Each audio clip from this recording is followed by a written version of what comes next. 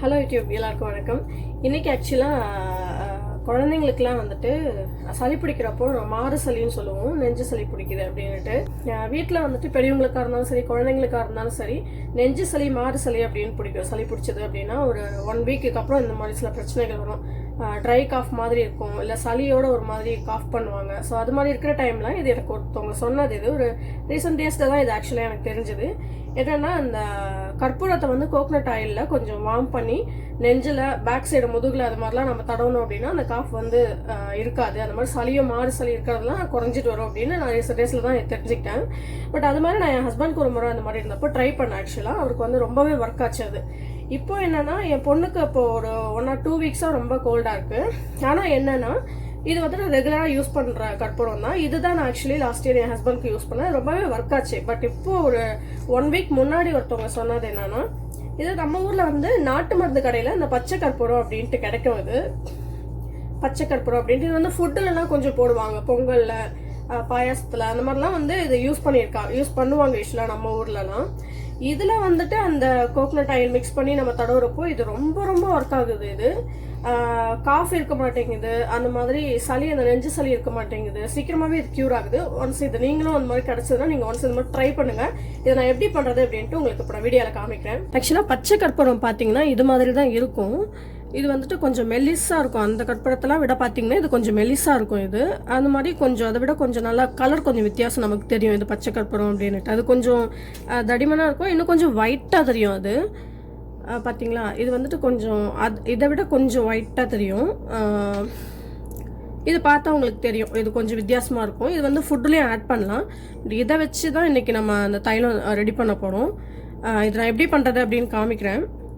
நம்ம வீட்டிலலாம் தாளிப்பு கரண்டி இருக்கும் இல்லைங்களா, தாளிக்கிறதுக்கு. இல்லை சின்னதாக ஏதாவது ஒரு தவா மாதிரி கூட எடுத்துக்கோங்க. இதில் வந்து கொஞ்சம் ஆயில் ஆட் பண்ணிக்கலாம், கோகனட் ஆயில் ஆட் பண்ணிக்கலாம். ஓகே, இப்போ பார்த்தீங்கன்னா நான் இந்த அளவுக்கு நான் வந்து கோகனட் ஆயில் எடுத்திருக்கேன். இது வந்துட்டு கிட்டத்தட்ட ஒரு 1 ஸ்பூன் அளவுக்கு வரும். இது கொஞ்சம் பெரிய ஸ்பூன். இது நான் ஒரு 1 ஸ்பூன் அளவுக்கு நான் இப்போ கோகனட் ஆயில் இதில் ஆட் பண்ணிக்கிறேன்.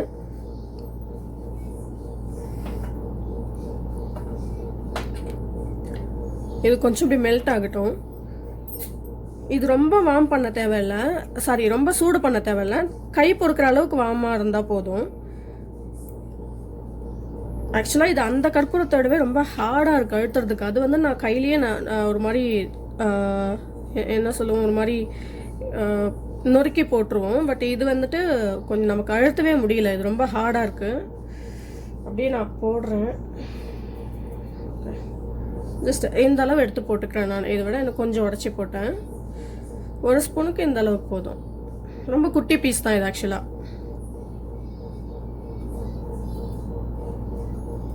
ஓகே,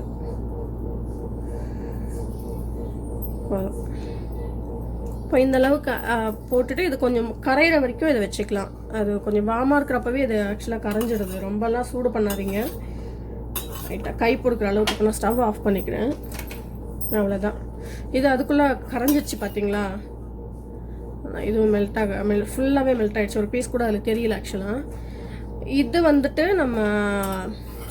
இதை வந்துட்டு நம்ம முதுகில், கழுத்தில், அப்புறம் நெஞ்சில் நல்லா கை சூடு பறக்கிற அளவுக்கு கொஞ்சம் நல்லா அதை தேய்ச்சி விடணும். அந்த மாதிரி உள்ளங்காலில், பாதத்தில் அந்த மாதிரி தேய்ச்சி விடலாம். அப்புறம் நம்ம மெடிசன் எல்லாம் விட, இங்கிலீஷ் மெடிசன் எல்லாம் விட இந்த மாதிரி நீங்கள் வீட்டிலேயே ப்ரிப்பேர் பண்ணுற மாதிரி நம்ம இந்த நாட்டு வைத்தியம் அந்த மாதிரிலாம் சொல்லுவாங்க இல்லைங்களா, அந்த இஞ்சி அரைச்சி போடுறது, அதில் கூட நமக்கு அந்த காரத்தோடு உள்ளே இறங்குறப்பவே என்ன ஆகும்னா அது அந்த சளி அந்த காரத்துலேயே வாமிட் பண்ணிவிடுவாங்க, அதுலேயும் அந்த சளி வெளியில் வந்துடும். ஸோ அந்த மாதிரி நம்ம ட்ரை பண்ணலாம். இது வந்துட்டு கொஞ்சம் அந்த அவங்களுக்கு இந்த ட்ரை காஃப்லாம் இருக்காது, சளினால் வர காஃப் இதெல்லாம் இருக்க மாட்டேங்குது. ப்ளஸ் அந்த மியூக்கஸ்லாம் பார்த்தீங்கன்னா கொஞ்சம் மெல்ட் ஆகிட்டு அவங்களுக்கே வெளியில் வர ஆரம்பிச்சிடுது. ஒன்று மூக்கில், வாயில், இல்லை டாய்லெட்டில், அந்த மாதிரி எந்த வழியாவது அது வந்து வெளியில் வந்துடுது, உள்ளுக்குள்ளே தங்காமல். ஸோ அதனால் நீங்கள் இந்த மாதிரி நீங்கள் சளி பிடிச்சிருக்கு அப்படின்னா நீங்கள் ஸ்டார்டிங்லேருந்தே இதை ஒரு நாளைக்கு ஒரு 5 hours கோட்ஸ் அந்த மாதிரி தடவிட்டுருங்க. இது ரொம்ப ரொம்ப ரொம்ப ஹெல்ப்ஃபுல்லாக இருக்குது. இது குழந்தைங்க வச்சுருக்கிற எல்லாருமே இது வந்துட்டு எல்லாருக்குமே இதை நான் சொல்லுவேன், இது ரொம்ப யூஸ்ஃபுல்லாக இருக்குது, தடவுங்க அப்படின்ட்டு. நான் தடவி பார்த்துட்டு தான் சொல்கிறேன், குழந்தைக்கு ரொம்பவே இது ஒர்க் ஆகுது. ஸோ இதை நீங்களும் தடவி பாருங்கள்.